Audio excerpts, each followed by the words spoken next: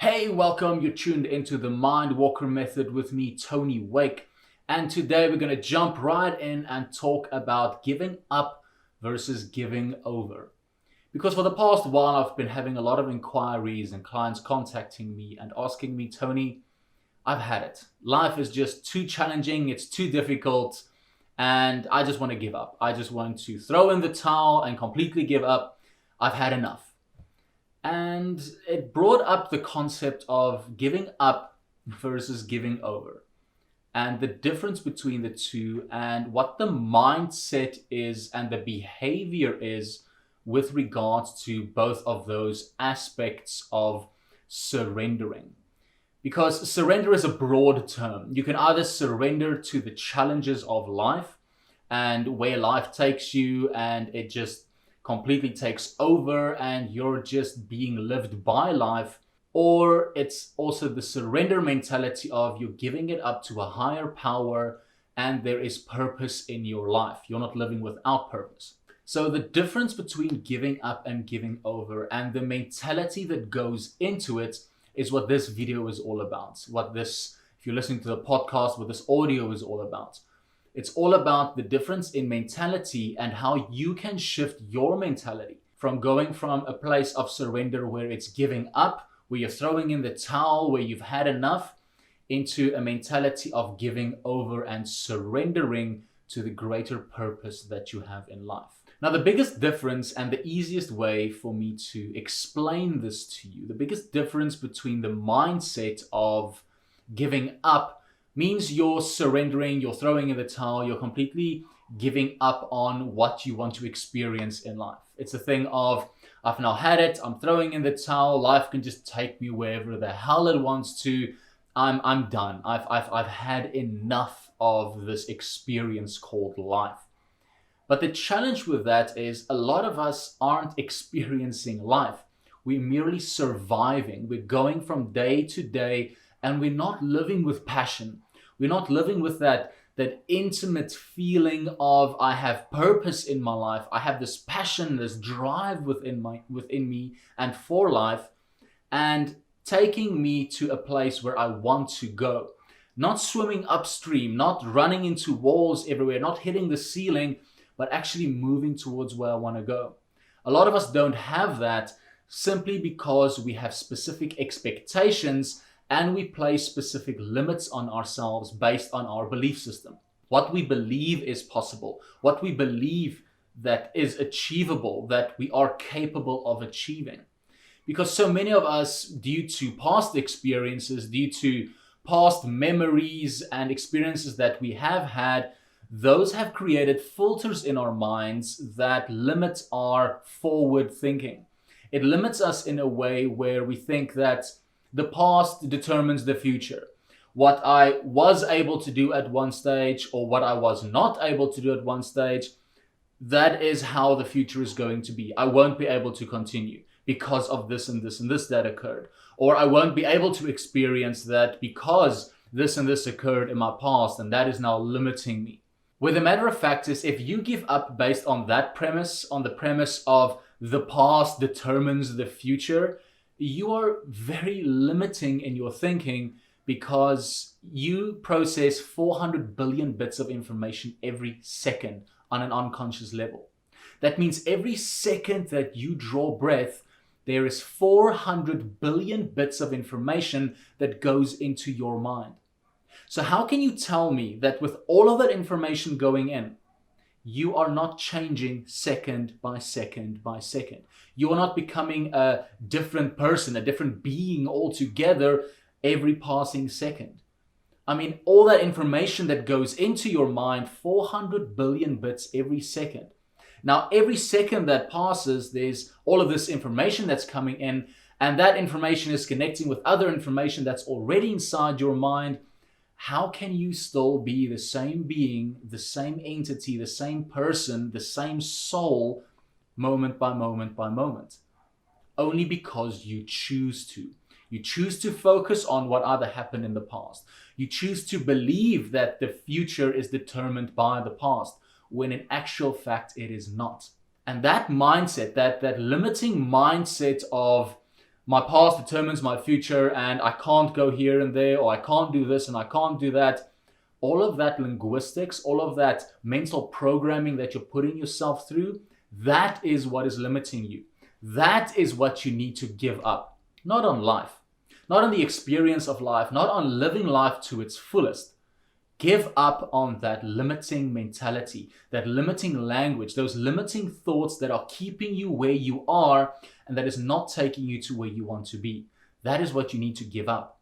Because if I give up, it's similar to I'm having something in my hand that I'm holding on to tightly, and I'm holding on to it, and I'm holding on to it, and eventually when I can't hold on to it any longer, I'm giving up and I'm opening my hand and it's falling out. And that is then where I am. But now the problem with that is if my hand is open in that way, if I have given up and I've let go and I've pushed it away, what mentality am I in? Am I in a mentality of accepting, or am I in a mentality of retreat, of backing off, of stepping back, letting go, right? Pushing away. Now, if you push away from life, if you push away from the experiences in life that you want to experience, on the things in life that you actually want to have, and you're pushing that away and you're dropping that and you're giving up on that, what are you telling your mentality? What are you telling life? What are you telling your creator? I'm done with this. I don't want this. I'm stepping back from this. So if you seek, you will find. But if you do not seek and you step back, it means you're also not going to find, because you've programmed your mind to not even notice those things in your life. You've let go, you've pushed away, and you've backed away from it. Now let's look at the opposite side of the coin, the giving over.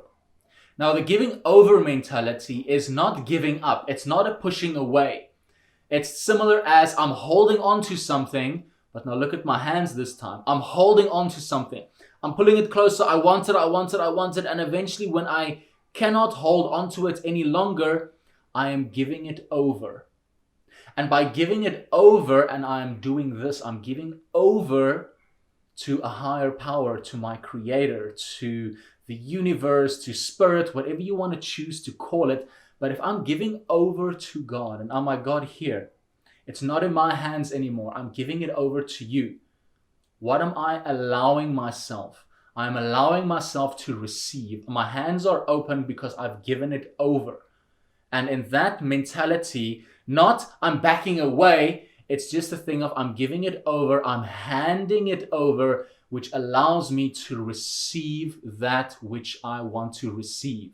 But not my will, His will. So I'm giving it over, I'm allowing myself to receive with this mentality.